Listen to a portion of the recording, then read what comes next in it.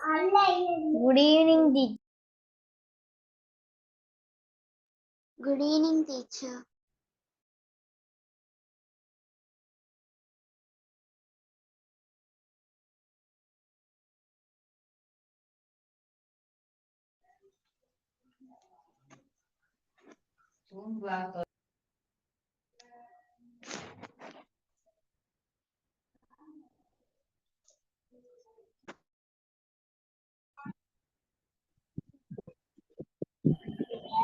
Good evening, teacher.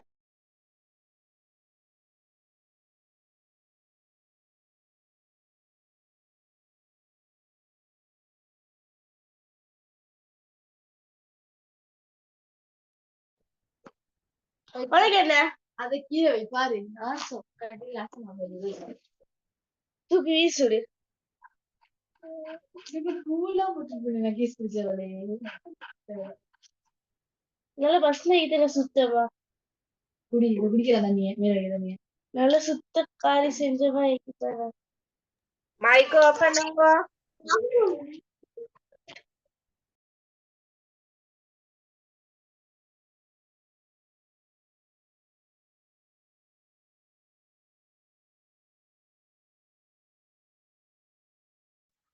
Good evening, teacher.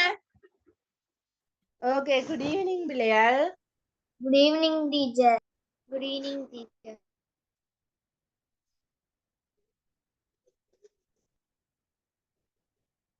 கெட்டிக்கார பிள்ளையாள் சீரற்ற காலநிலை என்றாலும் படிக்கணும் என்று கிளாஸுக்கு வந்திருக்கிறீங்களா ஓகே கெட்டிக்கார பிள்ளையாள் சரி ஜெஃப்னால சரியான மழை பிள்ளைகள் அதே மாதிரி தானே உங்களோட இடங்கள்லயும் சரியான மழையா இருக்கும் ரெண்டாலும் படிக்க ஆர்வமா வந்திருக்கிறீங்க பிள்ளைகள் ஓகே கெட்டிக்கார பிள்ளைகள் கவனமா படிக்கணுமே நான் எல்லாரும் கவனமா படிச்சு இந்த ஒரு எக்ஸாம்ல ஹையஸ்ட் எடுக்கணும் சரி நாங்க பாடத்துக்குள்ள போவோம் பிள்ளைகள்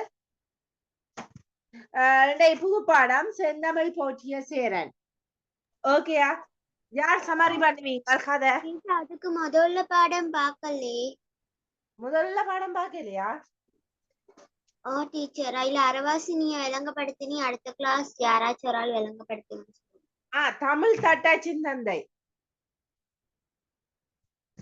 ஓகே டின்ஸ்கா சொல்லுங்க ஓகே டீச்சர் மாணிக்கவாசகர் வந்து 1959 இந்த கட்டுரை எழுதப்பட்டிருந்துச்சு. இது வந்து சரஸ்வதி களஞ்சியம் என்ற இதழ்ல இருந்து எடுக்கப்பட்ட கட்டுரை. முத்தையா என்பவர் தமிழ் தட்டச்சு பலகையை உருவாக்கினார். ஆங்கிலேயர் அரசியல் நிர்வாகத்துல சிறந்து விளங்குறதுக்கு ஆங்கில மொழி உலகுக்கு ஒரு மொழியா ஆங்கில தட்டச்சு ஒரு முக்கிய காரணமாகும். அப்ப 1875ல டெமிங்டன் தட்டச்சு வியாபாரத்துக்கு கொண்டு வந்த போது வர்த்தக ஸ்தாபனங்கள்ல பெரும்பாலும் வாங்கி உபயோகித்தனர். அப்ப முத்தையா என்றவர் தானும் கொண்டு உருவாக்கணும் என்று ஒரு விடாமுயற்சியில இருந்தேனா. ஊற்றுப்பேனாவில் உபயோகித்த குறைந்த தமது எண்ணங்களை கைவிரலால் பொறிக்க தொடங்கி விட்டனர். ஆனா ஆங்கிலேய எழுத்துத்துறையில தட்டச்சில தங்களோட கருத்துக்களை படைக்கிறாங்க. அதே போன்று முத்தையா தமிழ்லையும் நாங்க சிறந்து விளங்கணும் என்று தட்டச்சு உருவாக்கினாரு. ஆங்கில நாட்டுல ஒரு பொறி கண்டுபிடிக்கப்பட்டால நெடுங்காலத்துக்கு பின்பே அது தமிழ்நாட்டுல பயன்படுத்தப்படுமா. அப்ப தமிழ் தட்டச்சினை பொறுத்த வரையில 40 ஆண்டுகளுக்கு தமிழ் அமைக்கப்பட்ட ஒரு சிறந்த சாதனையா கருதப்படுதான். ஆங்கிலத்தில் வெறும் 26 எழுத்துக்கள் இருக்கிறன. ஆனா தமிழ் உயிர் எழுத்துக்கள் 12, மெய் எழுத்துக்கள் 18, உயிர் மெய் எழுத்துக்கள் 216, ஆயுத எழுத்து 1 என்றது மொத்தமா சேர்த்து 247 எழுத்துக்கள் இருக்கான். 240 எழுத்துக்கள் இருக்கான். அதனால இது பொறிக்கப்படுறது கஷ்டம். இதை விட சில வடமொழி எழுத்துக்களும் எண்களின் குறியீடுகளும் இருக்குது. அதனால ஆங்கிலத்துல பார்க்கக்கூடிய 10 மடங்கு தானா அதிக எழுத்துக்கள் தமிழ் மொழியில ஒரு இயந்திரத்துல அமைப்பது கஷ்டமான விடயம். அதனால வானொலி நின்ற அந்த நாள்ல இத நினைச்சாரா முத்தையா, நாங்களும் இத செய்து துணிவோடு செய்யணும். பண முதலீடு செய்தாலும் விற்பனை ஆகுமா, பிரச்சனை எல்லாம் ஏற்படுமா என்று துணிச்சலுடன் செயலில் இறங்கினார் ஒரு தமிழர். அவர்தான் முத்தையா.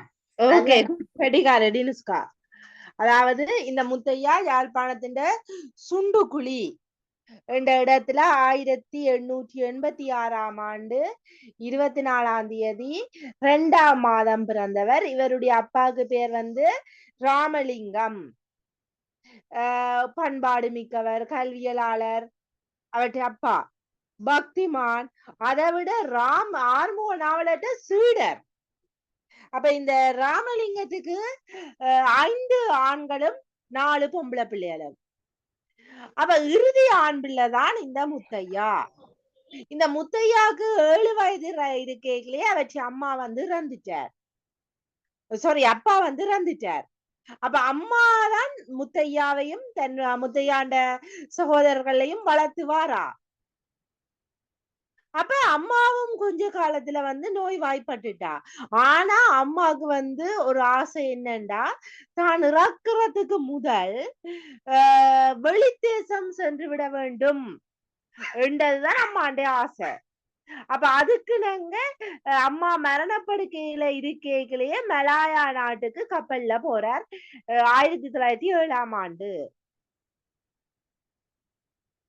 பிறகு சிங்கப்பூருக்கு போய், பிறகு போர்னியாவுக்கு போய், அப்படி போகணும் என்று எண்ணின பொழுதுதான் அங்க டேனியஸ் போதகர் என்றவர் அங்கேயே அவருக்கு என்ன செய்யறாருண்டா, வேலை வாங்கி தருவதாக சொல்லி அந்த ரயில்வே திணைக்களத்துல அவருக்கு வேலை வாங்கி கொடுக்கிறார்.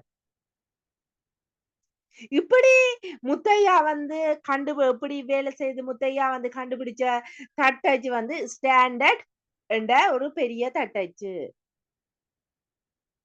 இந்த தட்டச்சு 46 விசைகள்ல இந்த தட்டச்சை அமைக்க இயலாத. ஏனென்றா 247 எழுத்து இருக்கிறதால அந்த எழுத்துக்களை 4 நிறைகள் உள்ள 46 விசைகள்ல அமைக்க இயலாது.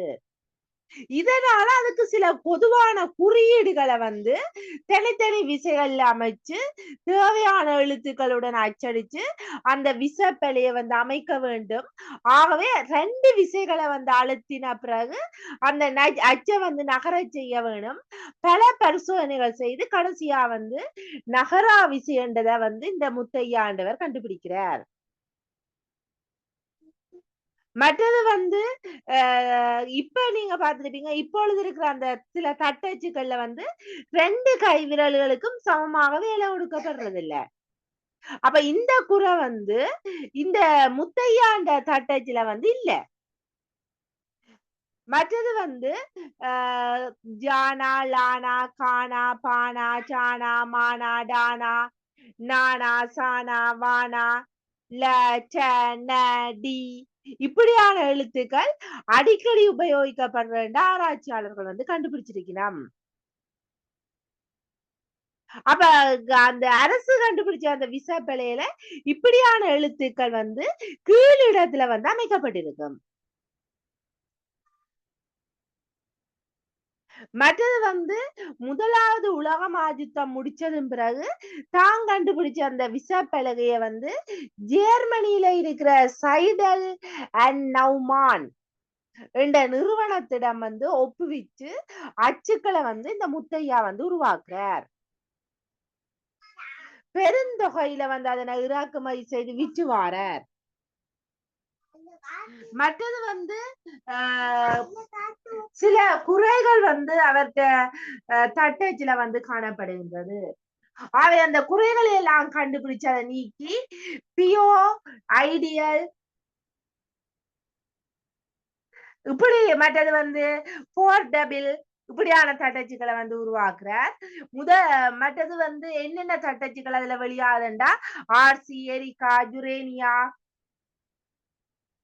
ஹல்டா இப்படியான தட்டச்சுக்கள் வந்து வெளியாகுது.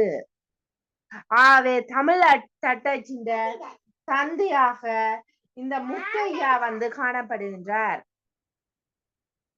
ஆவே தமிழ் உலகம் அவருக்கு கட்டாயம் வந்து நன்றி கடன் செலுத்த கடமைப்பட்டிருக்கு. ஆவே இந்த முறை உங்களுக்கு எக்ஸாமுக்கு முத்தையாவை பற்றி வரலாம், வந்தால் எழுதக்கூடியதா இருக்கணும்.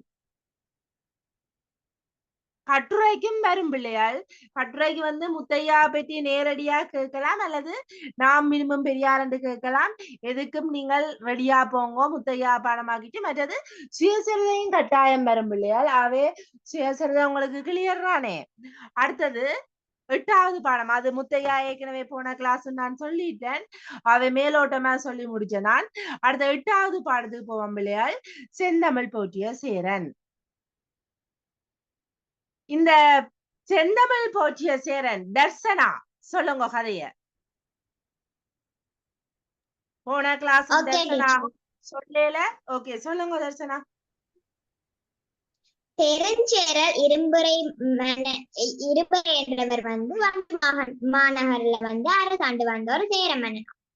இவர் வந்து வீரத்திலையும் கொடையிலையும் ஞானத்திலையும் வந்து சிறந்தவரா, பேருபகாரியா, புலவர்களை வந்து போற்றுபவரா. இவர் வந்து அறிவுடையார்களை வந்து பெரிதும் மதித்து வந்தவரா. அவர்கள்ட்ட வந்து அளவற்ற அன்பு காட்டி அவங்களை வந்து ஆதாரித்து வந்தா. அதால பழத்த மரங்களை நாடி செல்ற பறவைகளை போல இந்த புலவர்கள் வந்து இந்த அரசனை வந்து நாடி சென்று பரிசு பெற்று மகிழ்ந்தாங்க. இவர சபைக்கு வந்து பாண்டி நாட்டு புலவர் ஒருவர் வந்து வந்திருந்தாரா. அவரோட பேர் வந்து மோகிதனா. இரும்புற மன்னன் வந்து புலவரை வந்து அன்போடு வரவேற்று உபசரித்தேரா. அரசர் வந்து நல்லியல்புகளை அறிந்த அந்த புலவர் வந்து மகிழ்ச்சி அடைந்தார். அரசே, உமது அன்பை கண்டு மகிழ்கின்றேன். உங்களோட அன்பு நிறைந்த அரசாட்சியில வந்து குடிகளுக்கு ஒரு குறைவும் இராது என்பதில் ஐயமில்லை. குடிகளுக்கு நெல்லும் உயிர் போல நீங்களும் உயிர் போல. அவற்றை வந்து அவங்க வந்து வருத்தம் இன்றி வந்து பெற்று அனுபவிக்குமாறு செங்கோல் செலுத்துகின்ற அரசனே உயிராவான் என்பதை போல பல அறிவுரைகளை வந்து கூறினார். அரசர் வந்து புலவர்ற பொன்னுரைகளை கேட்டு மகிழ்ச்சி அடைந்தார். அவருக்கு வேண்டிய அந்த பொருள்களை விருப்பத்துடன் கொடுத்து சிறந்த கல்விமானாக புலவர்ற வந்து முன்னேற்றத்தை கண்டு வியந்து அவர் நட்புரிமை கொண்டார். அதனால புலவர் வந்து அடிக்கடி இவர் அவைகளத்திற்கு வந்து அரிய பல செய்யுட்களை வந்து பாடி அறிவுரைகளை வந்து தெரிவித்து வந்தேராம். ஒரு நாள் வந்து மோகினார் வந்து நெடுந்தூரத்துல இருந்து சேரனை காண்றதுக்கு வந்தேராம். அப்ப அந்த அரண்மனையில வந்து ஒருத்தர் இல்லையா. அதனால அந்த அரசர் வந்து அவரை அந்த அரசன் அந்த புலவர் வந்து அரசன் வரும் வரைக்கும் காத்திருக்க வேண்டிய ஒரு நிலைமை வந்ததா. புலவர் வந்து நீண்ட தூரம் பயணித்து வந்ததால அவருக்கு கடும் களைப்பாக இருந்ததா. ஆனாலும் அங்கேயும் இங்கேயும் பார்க்க ஒரு இடத்துல ஒரு அழகான ஒரு ஆசனம் ஒன்று இருக்கிறத கண்டேரா. உடனே அதுக்கு மேல ஏறி அப்படியே சாய்ந்து படுத்து நிற்க கொண்டுட்டேரா. கொஞ்ச நேரத்துக்கு எல்லாம் வந்தார். அவர் வந்து உடனே வந்து தூங்கிட்டேரா. அவர் அந்த ஆசனத்துல வந்து இருக்கலாமா கூடாது அவருக்கு யோசனை வரலையா. அவரோட உடம்பு அவ்வளவு களைப்பாக இருந்ததா. புலவர் வந்து உறங்கிய ஆசனம் வந்து அரசர வந்து வீரமுரசம் வைக்கப்படுற ஒரு முரசு கட்டிலம். வீரமுரசத்தை பற்றியும் முரசு கட்டில பற்றியும் நம்ம அறிவது அவசியம். வீரமுரசம் வந்து மும்முரசங்களை வந்து ஒன்று. அது வந்து போர்க்காலங்கள்ல காலங்கள்ல போராடிப்பதற்கும் வெற்றியை தெரிவிப்பதற்கும் அது வீரத்துடன் அதாவது மும்முரசண்டா பிள்ளையால் வெறும் கேள்வி என்னென்ன மும்முரசு கொப்பியில இருக்கு? நியாய முரசு, வீர முரசு, தியாக முரசு. மும்முரசுகள் எவை என்று வரலாம். கொப்பியில இருக்கு பிள்ளையால் நாங்க பார்த்துட்டோம். நியாய முரசு, வீர முரசு, தியாக முரசு, இதுதான் மும்முரசுகள். மும்முரசு பிரித்தெழுதுக 3 சகமுரசு, 3 முரசுகள். ஓகே சொல்லுங்க தர்சனா. டீச்சர் திருப்பி இருக்க அந்த 3 முரசையும் இருக்க சொல்லுங்க. யார் கேட்டது? டினுஸ்கா டீச்சர். டினுஸ்கா நீங்க என்னடா ஃபர்ஸ்ட் டைம் படிக்கலையா? நோ டீச்சர், நான் தேர்ட் டேர்முக்கு தான் டீச்சர் வந்தேன். தேர்ட் டேர்மா வந்து நீங்கள் நியாய முரசு, நியாய முரசு, வீர முரசு, நியாய முரசு, வீர முரசு, தியாக முரசு. நியாய முரசு புதுசா வந்தாக்கள் நோட் பண்ணிக்கொள்ளுங்க. நியாய முரசு, வீர முரசு, தியாக முரசு. இதான் அந்த முரசு கட்டில். புலவர் உறங்கி இருக்கிறார். இதான் முரசு கட்டில். ஓகே தர்சனா சொல்லம்மா. இந்த வீரமுரசத்தை வந்து சுற்றி இருக்கிற விளிம்பு வந்து கருமரத்தால வந்து செய்யப்பட்டிருக்கா. அதனால அது மிகவும் உறுதியா இருக்குமா. அதுக்கு மேல போத்தப்பட்டிருக்கிறது வந்து வீரம் பொருந்திய ஒரு எருதுன்ற தோளா.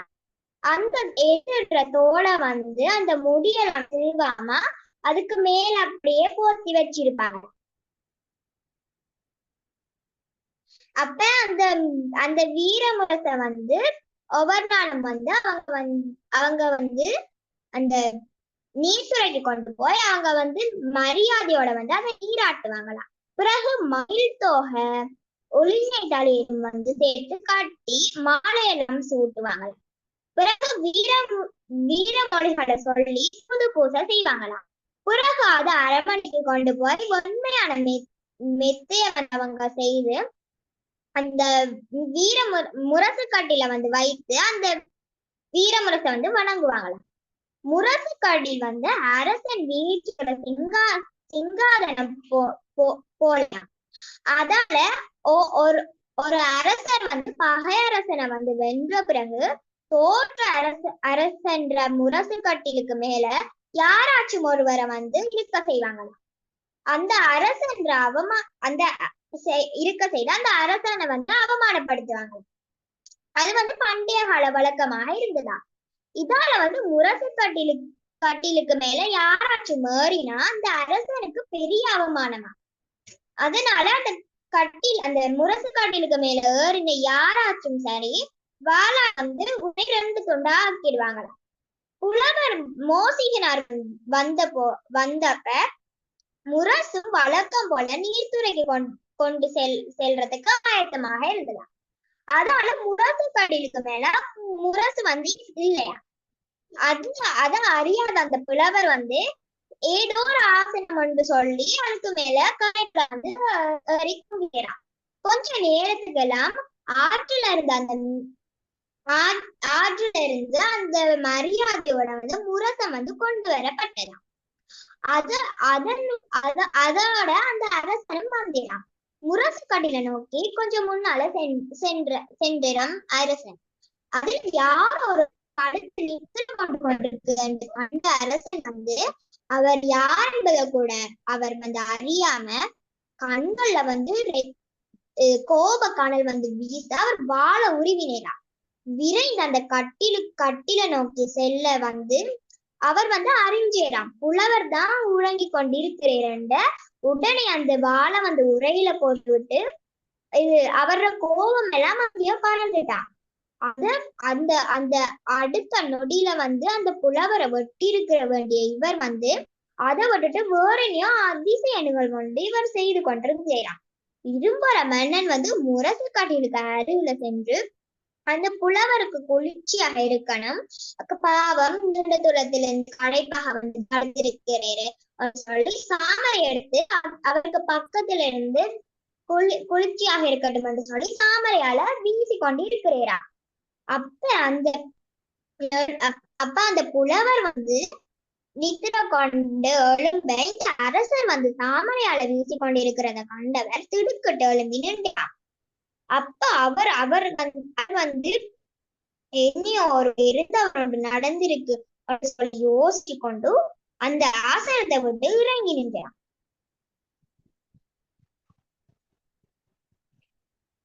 அப்ப அவர்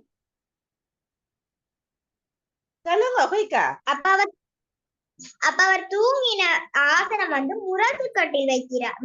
முரசு வைக்கிற அந்த முரசு கட்டில் சொல்லி யோசிச்சு அவருக்கு வந்து தெரிஞ்சுட்டான், நம்ம எப்படி நம்ம செய்த கடும் தவறு, நம்ம அரசு நான் செய்த தவறுக்கு என்ன தண்டிக்காம இப்படி சாமரையால் எனக்கு வீசி கொண்டிருக்கிறேன் என்று சொல்லி யோசிச்சு நம்ம எப்படியாச்சும் அரசர்கிட்ட போய் மன்னிப்பு கேட்கணும் என்று சொல்லி நினைத்து அவர் எப்படி கேட்கல, நம்மளுக்கு இவ்வளவு அன்பு வச்சிருக்கு, நம்மளுக்கு மேல இவ்வளவு அன்பு வச்சிருக்கிறவர்கிட்ட நம்ம எப்படி போய் மன்னிப்பு கேட்கிறோம்னு சொல்லி யோசிச்சு கொண்டு அவர் மனம் வந்து குழம்பி கொண்டே இருந்துச்சான். அரசர் வந்து அந்த அரசர் வந்து புலவர் நிலைமை வந்து உணர்ந்தேராம். அவர் வந்து அந்த புலவருக்கு அருகில போய்விட்டு அவரை தழுவி கொண்டு, அறிஞர் நீண்ட தூரத்துல இருந்து வந்திருக்கீங்க போல, களைப்பு மிகுதியா இருந்ததா, இன்னும் கொஞ்சம் நீ கண்ணுறங்கி இருக்கலாமே, ஏன் நடந்து விட்டீர்கள் என்று ஆதரவோடு கேட்டேரா. அரசர் அன்புகளை கேட்ட அந்த அகங்களித்த அந்த புலவர் வந்து, அரசே, உமது பேரன்பை எம்மொழிகளால் நான் எடுத்துரைப்பேன். நான் உம்முடைய அன்பு வெள்ளத்துல பல நாட்களாக நீந்தி மகிழ்ந்தது உண்டு. ஆனால் இன்று நான் முழுகிறேன். இதனை முரசு கட்டில் என்று நான் அறியவே இல்லை. இதன் மீது அறியாம இதற்கு ஏறி உறங்கி விட்டேன். இந்த செயலை வந்து உங்க புண்படுத்தி இருக்கும் என்பதை நான் உணர்வேன். என் செயலுக்கு நீர் சிறங்கொண்டு என்னை இருத்துண்டாக்கி இருக்கலாம். ஆனால் நீ அவ்வாறு செய்யவில்லை. மேலும் நீ சாமரை கொண்டு வீசினீர். இதை நான் எவ்வாறு புகழ்றது? நட்பின்ற சுவையுணர்ந்த நல்லார் வந்து உங்களை போல வேற யாரும் இந்த உலகில இருக்கிறாங்களா? நீங்க தமிழர் கொண்டிருக்க கட்டிகார தர்சனா, அதாவது நீ தமிழுக்கு கொண்டிருக்கிற பேரன்பு தானே அப்படி சாமர வீச செய்தது. அரசனாகிய நீரே எனக்கு சாமர வீசுகிறீரே, அப்ப நீ தமிழுக்கு கொண்டிருக்கிற அந்த பேரன்பு தான் உங்களை இப்படி சாமர வீச செய்தது. ஆகவே நீர் தேவர் உலகத்திலேயும் சிறப்பு பெற்று வாழ்வீர் என்று மோசீரனர் வாழ்த்துறார். இந்த கதையை எழுதியவர் வித்துவான் தாக்கி குப்புசாமி ஆழ்வார். ஓகே பிள்ளையார், ஆவே இதோட தொடர்புடைய கேள்விகள் எல்லாம் நாங்க பார்த்துட்டோம். இலக்கண பகுதி பார்த்து முடிச்சுட்டோம் பிள்ளையார். அடுத்தது சிலேடை. உங்களுக்கு தெரியும் அணிகள், உவமை அணி, உருவக அணி, தற்குறிப்பேற்ற அணி, உயர்வு நவிச்சி அணி, அணிகள்.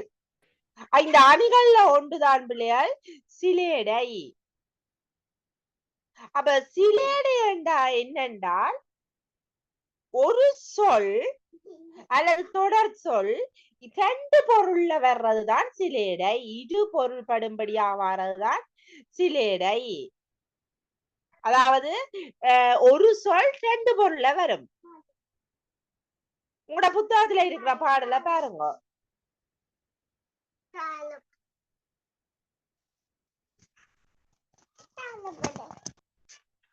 அம்மா வானை என்கிறாய், அம்மா வருதல் ஒரு பொருள். அம்மா வானை என்கிறாய், அம்மா வருதல் ஒரு பொருள். அம்மா வானை சத்தியம், அம்மா இப்படி இரு பொருள். அதாவது அம்மா வானை என்றா அம்மா வருதல், அம்மா வாங்கோ, அம்மா வருதல். அடுத்தது அம்மாவான நான் இத செய்யல, அம்மா மீது சத்தியம் பண்றது. அம்மாவான நான் இத செய்யல என்று அம்மா மீது சத்தியம் பண்றது. புத்தியில் ஆதவன் என்று நீ, புத்தியில் ஆதவன் என்று நீ புன்சிரிப்பு கொள்கின்றாய், புத்தி இல்லாதவன் என்பதால் புத்தி இல்லாதவன் ஆகிறாய். ஒன்று புத்தி இல்லாதவன், புத்தி இல்லாதவன். இரண்டாவது புத்தி இல்லாதவன். ஒன்று புத்தி இல்லாதவனாக காணப்படுதல். ஆதவன்டா சூரியன், அவ்வளவு புத்தி கூர்மை. அடுத்தது புத்தி இல்லாதவன். அடுத்தது பழங்கள் என்று சொன்னதும் பாலர் உள்ளம் சிரிக்கிறார், பழங்கள் பருகி நிற்பவர் பாவம் முகத்தை சுளிக்கிறார். பழங்கள் நாங்க சாப்பிடுற ஃப்ரூட்ஸ். பழங்கள் என்று சொன்னதும் பாலர்கள், அதாவது உங்களை போல சிறுவர்களுக்கு நல்ல சந்தோஷம். அடுத்தது இரண்டாவது பழங்கள், பழைய கல். அதாவது பழங்கள் நாங்க சாப்பிடுற ஃப்ரூட்ஸ், பாலர் உள்ள சிரிக்கிறோம். அடுத்தது பழைய கல், கல்ல பருகி நிற்பவர்கள், அந்த பழைய கல் புளிச்சு போயிருக்கும். ஆகவே அவர்கள் என்ன செய்கிறார்கள், தங்களுடைய முகத்தை சுளிக்கிறார்கள்.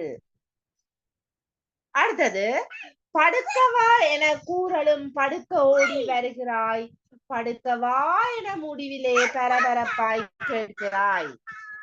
அடுத்த படுக்கவா என கூறலும் படுக்க ஓடி போறது. மற்றது நான் படுக்கவா என்று கேட்கிறது. அடுத்தது தாவரம், ஒன்று சாமிய வரம் தா என்று கேட்கிறது. அடுத்தது தாவரம் மரங்கள். அப்ப இது உங்களுக்கு இதுக்கு வரலாம், பாக்கியம் எழுதுறதுக்கு வரலாம். அம்மா வானை, மற்றது அம்மா வானை. இந்த ரெண்டு பொருளையும் வச்சு வாக்கியம் எழுத சொல்லி கேட்கலாம். மாதிரி பழங்கள் ரெண்டு பொருளையும் தாங்க கேட்கலாம். அப்ப நீங்க எப்படி ஏன் டிஸ்கா மைக் ஆன் பண்றீங்க? அவை இதே மாதிரி நீங்க எழுதக்கூடிய இருக்கணும். அடுத்தது பிள்ளையால் பென்சிலின் கதை. பென்சிலின் கதை நான் உங்களுக்கு சொன்னால் சுயசரிதைக்கு பென்சிலின் கதையை பற்றி சுயசரிதை வரலாம். பென்சிலை பற்றி சுயசரிதை எழுத சொல்லி வரலாம். உங்களுக்கு தந்தனானா பென்சிலின் சுயசரிதை? சரி, எழுதினீங்களா பென்சிலின் சுயசரிதை? எழுதினா ஹேண்ட் ரைஸ் பண்ணுங்க. டீச்சர் நான் பென்சிலின் சுயசரிதை எழுதினான், ஹேண்ட் ரைஸ் பண்ணுங்க. ரைசா நிலாகரன், ஓகே கட்டிக்காரன் நிலாகரன். வைஷ்ணவி, சாகரா, டினுஸ்கா, நாதா, ஹிக்மா, லிதுர்ஷனா, சேயோன், தர்சனா, சைனப், ஓகே கட்டிக்காரர். எல்லாருமே எழுதி இருக்கிறீங்களே. ஓகே கட்டிக்கார பிள்ளையாள்.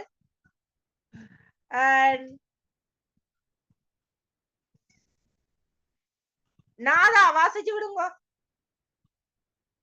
நாதா வேண்டாம், நான் இவ்வளவு நாள் மைக்கோன் பண்ணாதாங்களுக்கு லிதுர்சனா வாசியுங்க. லிதுர்சனா,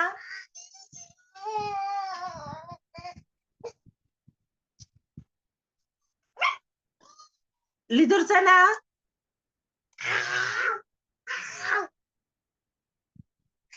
கூப்பிட்டால் மைக்கோன் பண்ணணுமே. சரி ஓகே, நாதா வாசியுங்க.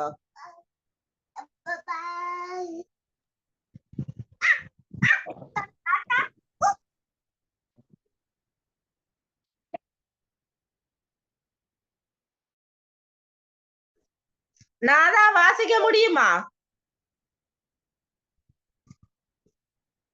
சுகந்த் வாசியுங்க. Okay teacher. டீச்சர் வாசியுங்க. இது அந்த மஞ்சள் இதுவும் வாசிக்கிறோம் டீச்சர் மேல்பட்டு. அப்பன் நான் சொன்னது பென்சிலின் சுயசரிதை நீங்க கட்டுரை எழுதினீங்களா? ஓ எழுதின கட்டுரைய வாசியுங்க. நான் இந்தியாவில் உள்ள ஒரு தொழிற்சாலையில் உற்பத்தியானேன்.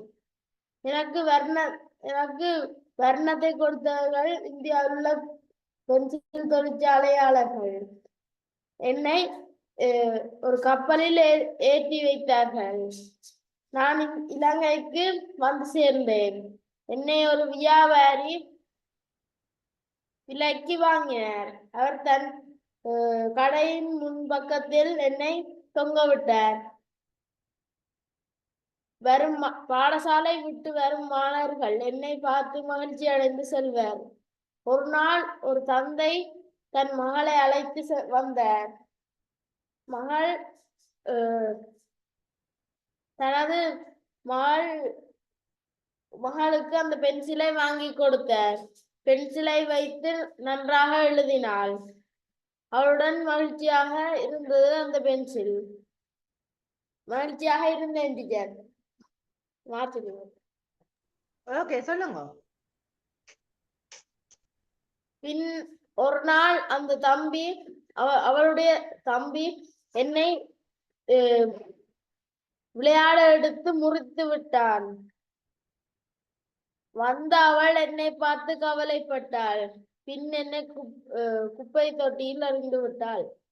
அனாதையாக கிடக்கிறேன்.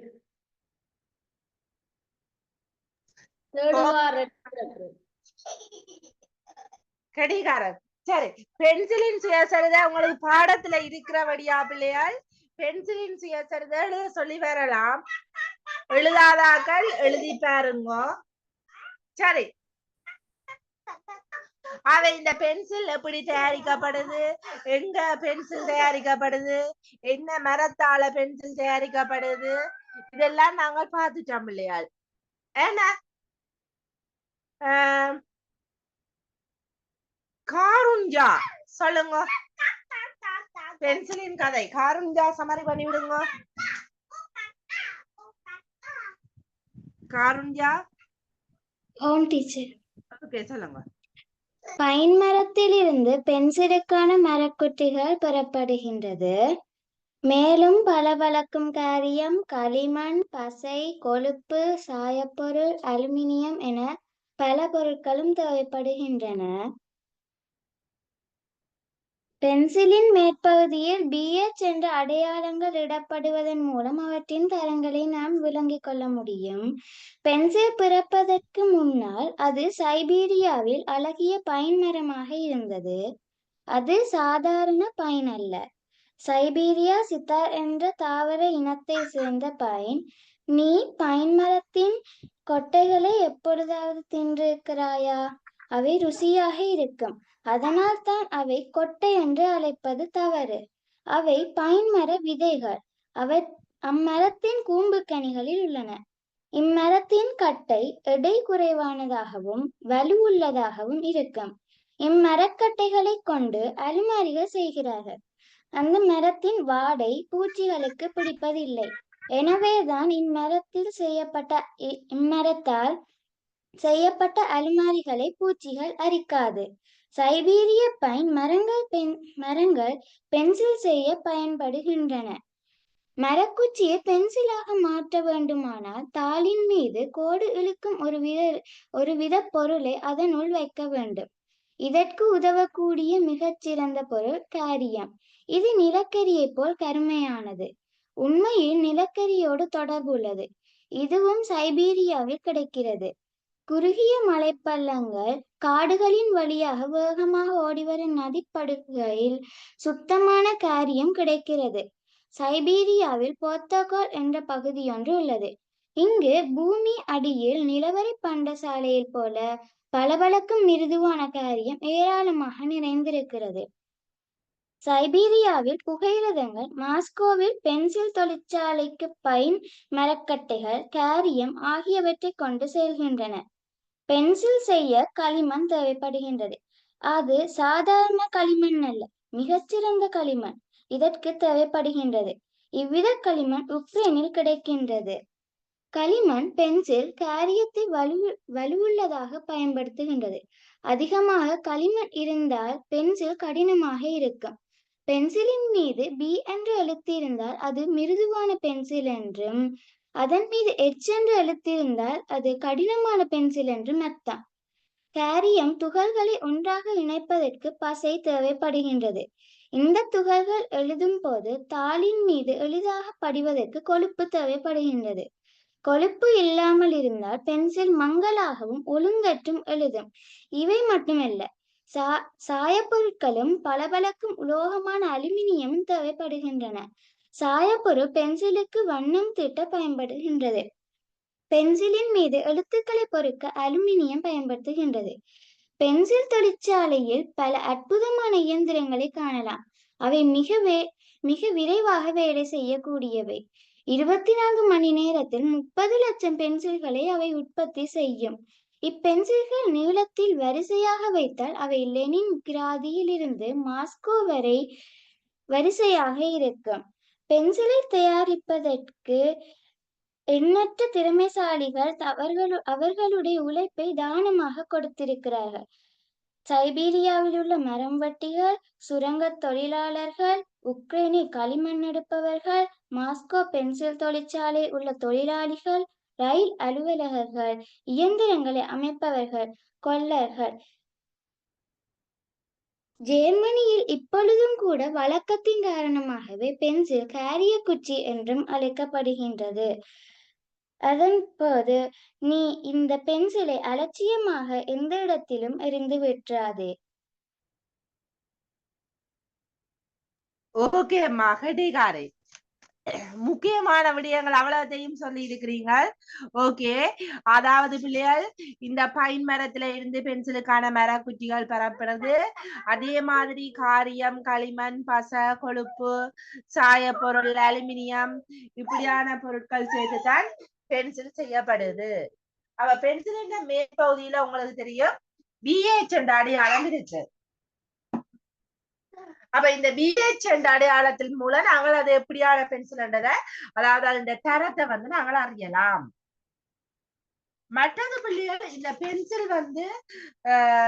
பென்சில் வந்து அதோட சுயசரிதை எழுதியதுல நீங்க இதெல்லாம் வச்சு எழுதணும். மற்றது பென்சில் செய்யறதுக்கு பயன்படுத்துற அந்த சைபீரியா சிடார் என்ற தாவர இனத்தை சேர்ந்த பைன் மரம், அந்த பைன் மரத்துல காணப்படுறது வந்து கொட்டைகள். அதோட விதை என்ன அழைக்கப்படும்? கொட்டைகள் என அழைக்கப்படும். அது வந்து நல்ல டேஸ்டா இருக்கும். ஆவே அத வந்து பைன் மர விதை என்று சொல்லுவினமாம்.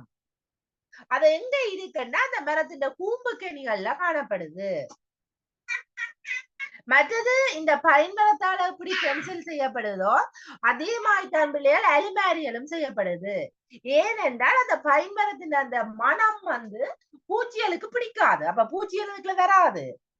அவை அலுமாரியல பூச்சி வந்து பறிக்காது. மற்றது வந்து இந்த பென்சில் தயாரிக்கிற படிமுறைகள் நான் ஸ்கிரீன்ல உங்களுக்கு ஷேர் பண்ணி இருக்கிறேன். எப்படி இந்த பென்சில் வந்து தயாரிக்கப்படுகிறது என்றது ஸ்கிரீன்ல ஷேர் பண்ணி இருக்கிறேன். இந்த பென்சில் செய்யறதுக்கும் களிமண் தேவை பிள்ளையாள். அதாவது அது களிமண் நீங்க நினைக்க கூடாது சும்மா சாதாரணமா இருக்கிற களிமண் பாட சட்டி செய்வமே அப்படி அது இல்ல. இந்த களிமண் எங்க இருக்குன்னா உக்ரைன்ல தான் இருக்கு. உக்ரைன்ல இதுக்கான களிமண் இருக்கு. இந்த களிமண்ணை ஏன் பயன்படுத்துறேன்னா அந்த காரியத்தை வலுவுள்ளதாக நல்ல பழமையா இருக்கிறதுக்காக தான் இந்த களிமண் வந்து பயன்படுத்தப்படுது. மற்றது வந்து பென்சில்ல B அண்டு இருந்தா பிள்ளைகள் அது மிருதுவான பென்சில். H அண்டு இருந்தால் அது கடினமான பென்சில். நான் பென்சிலை பார்த்தே அது எப்படியான பென்சில் என்றதை தீர்மானிக்கலாம். மற்றது வந்து பென்சில் செய்யறதுக்கு நான் சொன்னான் பசை தேவை, கொழுப்பு தேவை, ஏன் பசை தேவை என்றால் இந்த காரிய துகள்கள் இருக்கல்ல, அந்த காரிய துகள்களை எல்லாம் சேர்க்கிறதுக்கு பசை தேவை. கொழுப்பு தேவை என்றால் அந்த துகள்கள் வந்து எழுதிக்கல தாளின் மீது படிவதற்கு கொழுப்பு தேவை. அப்ப கொழுப்பு இல்லாட்டா அந்த பென்சில் எப்படி இருக்கும்னா மங்களா இருக்கும். மற்றது வந்து சாய பொருள், மற்றது வந்து அலுமினியம், அதெல்லாம் பென்சில வர்ணமாக்குறதுக்காக சாய பொருட்கள் தேவை.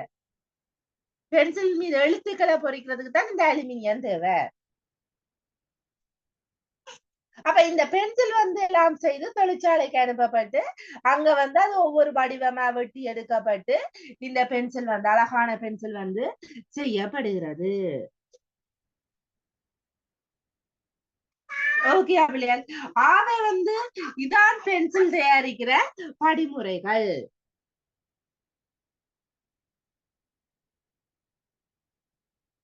இங்க பென்சில் வந்து ஜெர்மனியில காரிய குச்சி என்று அழைக்கப்படுது. பென்சில் ஜெர்மனியில இப்பவும் காரிய குச்சி என்று அழைக்கப்படுது. மற்றது வந்து பென்சிலினுடைய நண்பன் வந்து ரேசர், அலி ரப்பர். பென்சில் வந்து விடுற தவற திருத்துறவனும் இந்த அலி ரப்பர் தான். அதனால அது வந்து பென்சிலின் நண்பன் என அழைக்கப்படுறான். மற்றது வந்து பேனாவில நீங்க பார்த்திருப்பீங்க மை கர படியும் மை முடியும். ஆனால் பென்சில்ல வந்து அப்படி இல்லை, கூருடைந்தான். ஆனால் அதை மீண்டும் என்ன செய்யலாம், தீட்டி பயன்படுத்தலாம். மைக்கரைகள் படியாது, அதை மீண்டும் தீட்டி என்ன செய்யலாம், பயன்படுத்தக்கூடியதா இருக்கும். ஓகே பிள்ளைகள், அவை பென்சில் தயாரிக்கிற படிமுறைகள் என்ன, பென்சில் எப்படி தயாரிக்கப்படுது, பென்சிலின் குறியீடு என்னத்தை உணர்த்துது, மிருதுவான பென்சில் எதை குறிக்குது, வன்மையான பென்சில் எதை குறிக்குது, பென்சிலின் நண்பன் யார், பென்சிலின் நன்மைகள் எவை, பென்சில் செய்ய என்னென்ன பயன்படுது, அவை ஏன் பயன்படுத்தப்படுது, இப்படியான கேள்விகளை பார்த்து கொள்ளுங்க பிள்ளைகள். இது எல்லாமே எக்ஸாமுக்கு வரும், எல்லாமே கொப்பியில இருக்கு, சகலதும் கொப்பியில இருக்கு. அடுத்தது பிள்ளைகள் உயிர் காக்க பயிர் காப்போம். அடுத்த பாடம் 11வது பாடம் உயிர் காக்க பயிர் காப்போம். அதாவது உங்களுக்கு தெரியும், உழவன் சேற்றில் கை வைத்தால்தான் நாங்கள் சோற்றில் கை வைக்க முடியும். உழவன் சேற்றில் கை வைத்தால் தான் நாங்கள் என்ன செய்யலாம், சோற்றில கை வைக்கலாம். ஆவே உயிர் காக்க பயிர் காப்போம் என்ற கட்டுரவங்களோட பாடப்பகுதியில இடம்பெற்றபடியால விவசாயம் சம்பந்தமா அல்லது உணவு உற்பத்தி சம்பந்தமா ஒரு கட்டுரை வரலாம். ஓகே பிள்ளையார், நாட்டின் பொருளாதாரத்துக்கு விவசாயத்தின் பங்களிப்பு, அப்படி ஏதாவது ஒரு கட்டுரை வரலாம். ஆகவே வந்து உலகத்துல நிறைய தொழில்கள் இருக்கு பிள்ளையால். அந்த தொழில்கள்ல முக்கியமான தொழில், எங்கட உயிரை பாதுகாக்கிற தொழில் என்ன, அதுதான் இந்த விவசாயம். இங்க விவசாயத்தின் மேன்மை எடுத்து காட்டப்படுது. அதை விட வீட்டு தோட்டம் செய்ய வேண்டும், எல்லாரும் வீட்டு தோட்டம் செய்ய வேண்டும் என்றதை வலியுறுத்துறார். முந்தி எப்படி கிராமம் இருந்தது, இப்ப எப்படி எங்கட கிராமம் இருக்குது என்றது வந்து இங்க இந்த கட்டுரையில வந்து சொல்லப்படுது. அதாவது மனிதன் அடிப்படை தேவை உங்களுக்கு தெரியும், உணவு உட உறையுள். அதை விட முதல் மனிதன் வந்து உடைய பற்றி சிந்திக்கல, ஆடை அணியாமலே மனிதன் இருந்திருக்கிறான் முந்தின காலத்துல. உதாரணத்துக்கு நியாண்டராஸ், நீங்கள் ஹிஸ்டரியில படிச்சிருப்பீங்க, நியாண்டராஸ் என்ற மனிதன் ஆடையை அணியறையில அப்படி இருந்திருக்கிறான். அதே மாதிரி வீட வந்து தேவை இல்லை, வீடு இல்லாம மனிதன் இருந்திருக்கிறான். கட்குகைகள், திறந்த வெளிகள் வரலாறுல படிச்சிருப்பீங்க. ஆனால் உணவில்லாமல் இருக்கல. அப்ப அவனுடைய முதல் தேவையாக அவன் ஆடையை பற்றி சிந்திக்கல, வீட்டை பற்றி சிந்திக்கல. அவன் முதல் தேவை என்னன்னா உணவு. ஆகவே முதல் தேவையாக அவனுடைய தேவையாக இந்த உணவு தேவை, அடிப்படை தேவையாக இந்த உணவு தேவை வந்து காணப்பட்டுச்சு. அப்ப அவனுடைய முதல் தேவை உணவு தேவை. காடுகள்ல வந்து இயற்கையாக காணப்படுற பழங்கள், காய்கள் இதுகளை பறிச்சு சாப்பிட்டான். அதுக்கு பிறகுதான் அவன் என்ன செய்தான், தன்னுடைய மானத்தை காப்பாற்ற வேணும் என்றதுக்காக அவன் வந்து இலகுலைகளை ஆடையாக அணிஞ்சான். பிறகு என்ன செய்தான், கட்கோய் மழை காலங்கள்ல கொண்டு போய் கட்கோய்களை பதுங்கி இருப்பான், மரப்பந்துகளுக்குள்ள இருப்பான். பிறகு தனக்குரிய வீட்டை வந்து தானே நிர்மாணிச்சு கொண்டான். அவை அவனுடைய முதல் தேவையாக உணவு தேவை காணப்பட்டுச்சு. அதான் ஒரு குறள் ஒன்று தந்திருக்கு பாருங்க, இளம் என்று அசை இருப்பாரை காணின் நிலம் எனும் நல்லால் நகும். இளம் என்று அசை இருப்பாரை காணின் நிலம் எனும் நல்லால் நகும். நகும் என்றால் சிரிக்கும் பிள்ளையாள். அதாவது இளம் என்றால் ஐயோ என்னட பொருள் இல்லையே, ஒன்றுமே என்னட இல்லையே என்று சோம்பி இருப்பவரை பார்த்தால் நிலம் என்ற நல்லால் சிரிப்பாள். விளங்குதா பிள்ளையாள்? அதாவது என்னட பொருள் இல்லையே, ஒன்றுமே இல்லையே என்று சோம்பி இருப்பவரை பார்த்தால் நிலம் எனும் நல்லால் சிரிப்பாள். அந்த நிலம் எனும் நல்லால் எப்படிப்பட்டவள் என்றால் தாயினும் தயையுடையவள். அவள் வந்து நாங்கள் நிலத்தை கொட்டுறோம், வெட்டுறோம், எல்லாம் செய்யறோம், ஆனாலும் அவள் எங்களை பொறுத்து கொண்டிருக்கிறாள். அகழ்வாரையும் பொறுத்து தாங்குறாள். அவை பொறுமைக்கு எடுத்துக்காட்டு நிலம் எனும் நல்லாள். ஆவே அவள் என்ன எங்களுக்கு சொல்றாள் என்றால், உணவு விளையும், வேண்டிய மட்டும் விளையும். ஆவே அதை முடித்து தாரத்துக்கு தான் நான் இருக்கிறேன். ஆவே நீங்கள் சோம்பி இருக்க வேண்டாம், விவசாயம் செய்யுங்கோ, வீட்டு தோட்டம் செய்யுங்கோ. அதாவது விவசாயம் செய்யுங்கோண்டா நெல்லு பயிர்றது அதுகள் இல்ல, உங்களால முடிஞ்ச அளவுக்கு 2 திங்கள்ல மட்டும் பயிரிடக்கூடிய அந்த காய்கறி தோட்டமோ அல்லது கீரை பாத்திகளோ பயிரிடலாம். முந்தின காலத்துல பிள்ளைகள் எங்கட ஊர் எப்படி காணப்பட்டதென்றால், எல்லா இடங்கள்லயும் பச்சை கொடிகள் வந்து படர்ந்திருக்கும், பூத்து காய்ச்சிருக்கும். கொடிகள் மட்டும் இல்ல, செடிகள், இப்படியான எல்லாமே எல்லாம் குடிசைகள்ல மற்றது வந்து வீடுகள் மேல் கூரைகள் எல்லாம் காணப்படும்.